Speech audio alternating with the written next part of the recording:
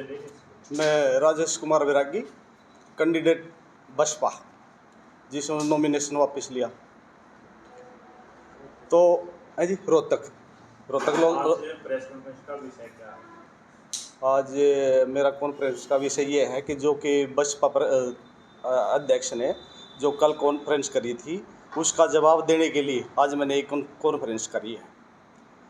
ठीक है, तो मैं ये बताना चाहता हूँ, जो ये 10 दिन के बाद यो बसपा का अध्यक्ष जो कॉन्फ्रेंस कर रहा है, 10 दिन के बाद ये एक शब्द आया इसमें मैनेज का, आके मैनेज कर रखा है। मैंने लगता है मैनेज है ना, ये जो अध्यक्ष जी हैं राजवीर शोरकी जी, ये हो रहे हैं या पूरी पार्टी इनकी जो बसपा पर ये मैनेज किए हुए हैं। मैंने इसलिए प्रेस कॉन्फ्रेंस करी आकि ये मेरे पे ब्लेम करते हैं कि भाई ये कांग्रेस पार्टी ने खरीद लिया, उसने खरीद लिया, उसने खरीद लिया। तो मेरा मकसद यही था, मेरा नॉमिनेशन वापस लेने का मकसद यही था कि इन्होंने मेरे से अननेसेसरी मेरे से पैसे की डिमांड करी, बार बार फंड की मेरे से। मैंने 4 तारीख को नॉमिनेशन है ना बहुत धूमधाम से भरा था, और इन लोगों ने खुद माना है कि 1984 के बाद जो नॉमिनेशन में जितना क्राउड, 10-10 ट्रैक्टरें और इतने जवान लड़के जो पहली बार रोहतक में देखने को मिले हैं, और इन्होंने ब्लेम कर दिया कि ये भाई दीपेंद्र भाई साहब मैनेज कर रहा है। मैंने लगता है कि ये बीजेपी वाले से मैनेज हो रहे हैं, क्योंकि 10 दिन के बाद ये कॉन्फ्रेंस कर रहे हैं। ये बीजेपी के पेज पे चल रहा है। बार बार मेरे को बोलते हैं भाई फंड दो। पहले से बोलते रहे कि भाई 4 तारीख से पहले तो बोलते रहे भाई कोई नहीं, मैनेज करेंगे। जब मैंने है ना अपना नॉमिनेशन भर दिया, उसके बाद इन्होंने फंड का दबाव बना दिया मेरे पे। फंड दो, पदाधिकारी जो भी फंड दो, ऑफिस के हैं तो कैश दो, गाड़ियाँ हैं उनके कैश दो। इस करके जो भी इन्होंने मेरे पे ये दबाव बनाया बार बार, मैंने तो दुखी हो के ना बिल्कुल जब अपना नॉमिनेशन वापस लिया है 9 तारीख को 2 बजे के आसपास।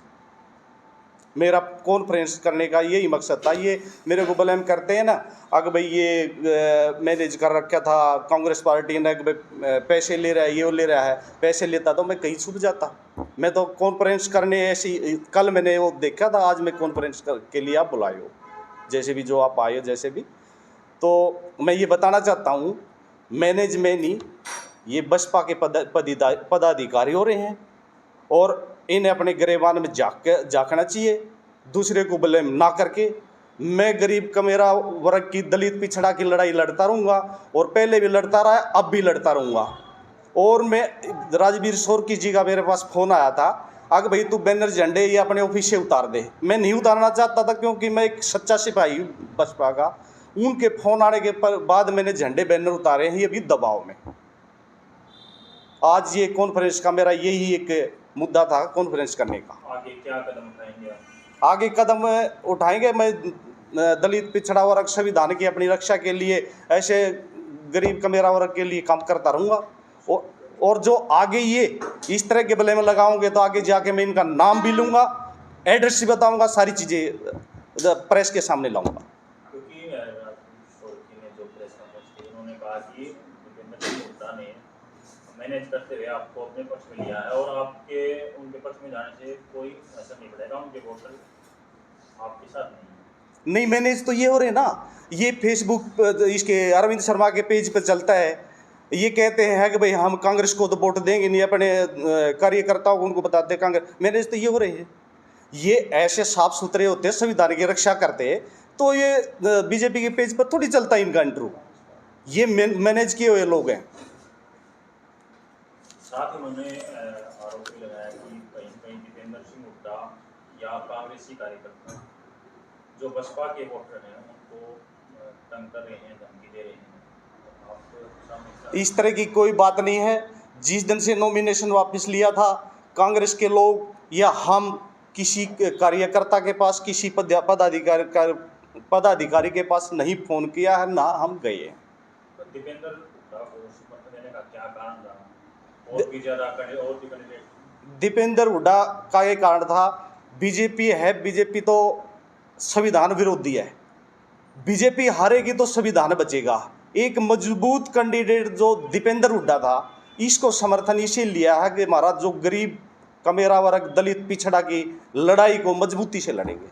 आपने कहा है कि मैंने पार्टी से समर्थन देने के बाद किसी कार्यकर्ता को फोन नहीं किया, किसी उसको वो नहीं किया, परेशान नहीं किया, क्योंकि पार्टी में नहीं थे फिर आप? कौन? आप बसपा में नहीं हो? बसपा में तो उन्होंने बोल दिया ना, अध्यक्ष जी ने बोल दिया वहाँ से। भाई मैं तो यही कर रहा था, पहले इंटरव्यू मेरा देखो, मैंने यही बताया कि बसपा का सदस्य रहूँगा और बहन मायावती जी के कामों में मैं क्या है कि विश्वास रखता हूँ। तो इन्होंने फ़ोन करके बोला है आप दफ्तर से है ना, जो मेरा कार्यालय था वहाँ से पोस्टर वगैरह हटा दीजिए वरना आप पे कार्रवाई होगी। तो आपको आपने पार्टी को विश्वास में लिया था समर्थन देने से पहले? नहीं, मैंने इंडिविजुअल करा था अपना समर्थन। मैं तो इंडिविजुअल करके मैंने ये देखा था कि भाई जो दीपेंद्र हुड्डा ना मजबूत उम्मीदवार हैं, ये हमारे संविधान की रक्षा करेंगे, संविधान की बात करते हैं, दलित पिछड़ा वर्ग की बात करते हैं। टिकट तो आपने बीएसपी से लिया था? हाँ, बीएसपी से लिया था। और फैसला आपने इंडिविजुअल कर लिया? हाँ, इंडिविजुअल कर रहा हूँ मैं फैसला। तो मैंने देख लिया ना, पूरा घूम के देख लिया, पूरे हलके में इन्होंने मेरा कोई सहयोग ही नहीं किया। इन्होंने किसने? ये जो पार्टी के पदाधिकारी हैं, कार्यकर्ता है, कोई सहयोग नहीं किया किसी प्रकार का। अभी मेरे को ये सहयोग किया है कि जहाँ पे कोई इनके डेथ होगी वहाँ ले जाके बैठा दिया, 1-1.5 घंटे से वहाँ बैठा, वहाँ से भाई कल करेंगे प्रोग्राम। ऐसी बातें चलती रही। ये फिर मैं बोला भाई ये तो ऐसे तो काम नहीं चलेगा। मैंने इनको बताया तो ये बोले कि भाई नॉमिनेशन के बाद है ना तेरा धुआंधार प्रचार